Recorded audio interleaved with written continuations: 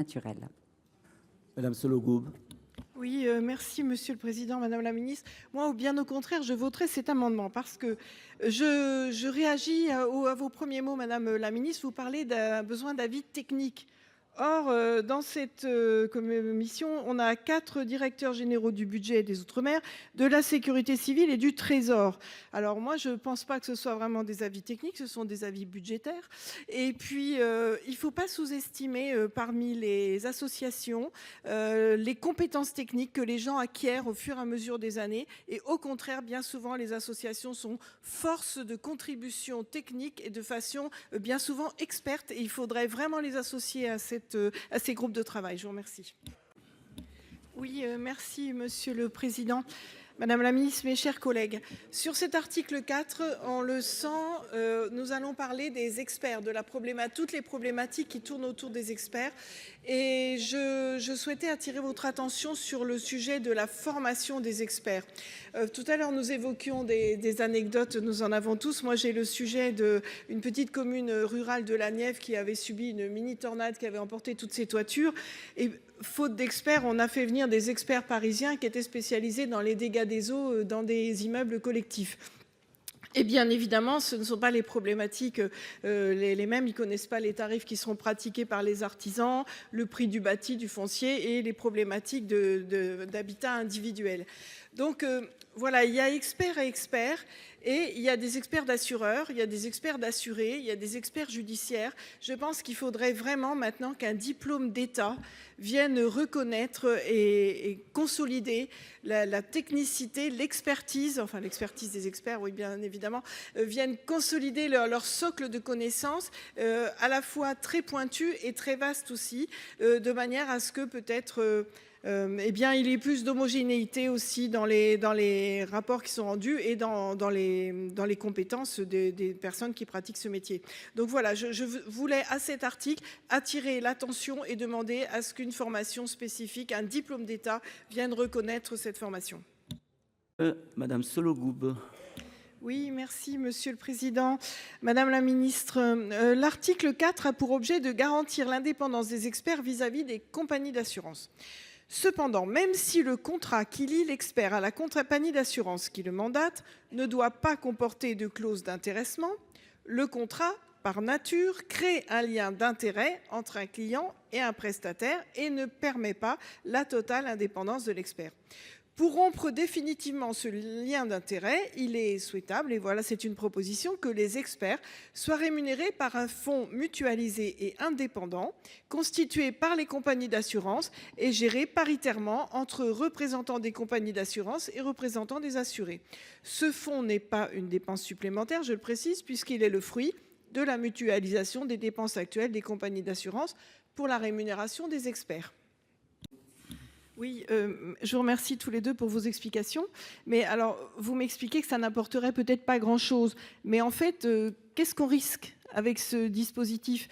Puisque peut-être qu'on a parfois un sentiment infondé de lien entre assureurs et experts. Et justement, ce serait la manière de tordre le cou à ces idées tout à fait qui est infondée et qui arrivent de nulle part. Ça permettrait de clarifier tout ça et je ne vois pas en fait où serait la difficulté dans ce dispositif. Alors évidemment, ces modalités sont pas très précises parce que c'est un principe que je vous propose, mais au contraire, ça permettrait d'écarter toute arrière-pensée et bien au contraire, au lieu de renforcer le lien entre un expert et son compagnie d'assurance, avoir la garantie qu'il n'y en a pas. Je vous remercie.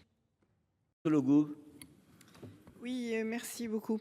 L'article A241 du Code des assurances prévoit que l'assureur, sur le vu du rapport d'expertise préalablement communiqué à l'assuré, notifie à celui-ci ses propositions définitives. Cependant, les associations qui viennent en aide aux sinistrés, victimes des phénomènes de retrait et gonflement des argiles, constatent que bien souvent, ces dispositions sont contournées. Les assurés reçoivent davantage un rapport de constat du sinistre qu'un rapport comportant les conclusions de l'expertise. Il convient donc de préciser dans la loi que les assurés doivent être, avant toute proposition ou refus d'indemnisation, destinataires d'un rapport d'expertise à proprement parler, comprenant les conclusions intégrales de l'expert et qui doit être la copie conforme du rapport établi à l'attention de la compagnie d'assurance. Il est retiré. Madame Sollogoub. Oui, merci Monsieur le Président, Madame la Ministre, mes chers collègues. Les données de Météo France, qui sont notamment utilisées pour la reconnaissance d'une commune en état de catastrophe naturelle, dans le cadre du phénomène de retrait et gonflement des argiles, ne sont pas forcément rendues publiques avant la parution des arrêtés de reconnaissance du dit état de catastrophe naturelle. Pour plus de transparence pour les sinistrés, il est nécessaire que les données de Météo France, notamment l'indice SWI, auquel vous faisiez allusion tout à l'heure, Madame la Ministre, servant à caractériser l'intensité des périodes de sécheresse et de réhydratation des sols, et les modalités de calcul permettant de le définir, soient accessibles au public avant la parution des arrêtés de reconnaissance de l'état de catastrophe naturelle. On voit cet amendement avec un avis défavorable de la commission, défavorable du gouvernement. Qui est pour?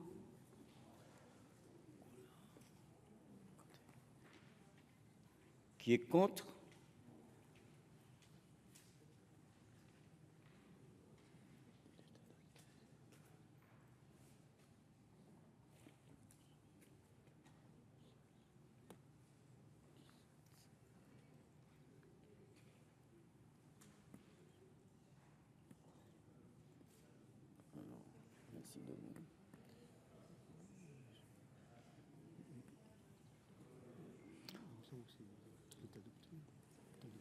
Il est adopté. Madame Sollogoub. Oui, encore un amendement sur le même thème. Alors, il est à souligner que certains contrats prévoient les frais de contre-expertise et pas d'autres. Donc, c'est aussi une mesure d'équité. Sinon, c'est vraiment des processus à double. Pour certains, c'est la double peine. Voilà. Donc, moi, je propose qu'à titre systématique, les contre-expertises, enfin, comme vous le proposez également, mes chers collègues, soient intégrées dans le cadre de la garantie obligatoire catastrophe naturelle, hein, et non pas de façon générale, de manière à plus d'équité. Parce que c'est vrai qu'on l'a bien tous dit depuis le début de nos débats, il y a tellement de dossiers qui ne sont pas pris en charge. Les personnes qui n'ont pas d'argent sont absolument sans recours et on voit des situations absolument dramatiques simplement parce que les sinistrés n'ont pas pu se financer une contre-expertise. Je mets aux voix l'amendement 4. Qui est pour?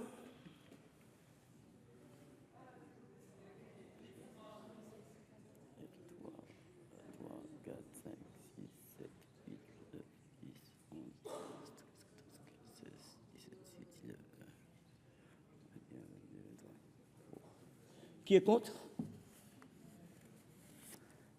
L'amendement 4 est adopté. Article 7, une prise de parole de Madame Sollogoub. Oui, très rapidement, c'était une prise de parole sur le sujet de la prévention, sur des sujets qui ont été adoptés, évoqués rapidement, sachant que ce n'est pas du législatif. Moi, j'observe que dans le cadre du phénomène RGA, les arrêtés de reconnaissance de l'état de catastrophe naturelle, mais en fait, ne contiennent que des données sur les périodes de sécheresse. Et plusieurs d'entre vous l'ont évoqué, il faudrait également s'appuyer sur les périodes humides concernant les conséquences du gonflement.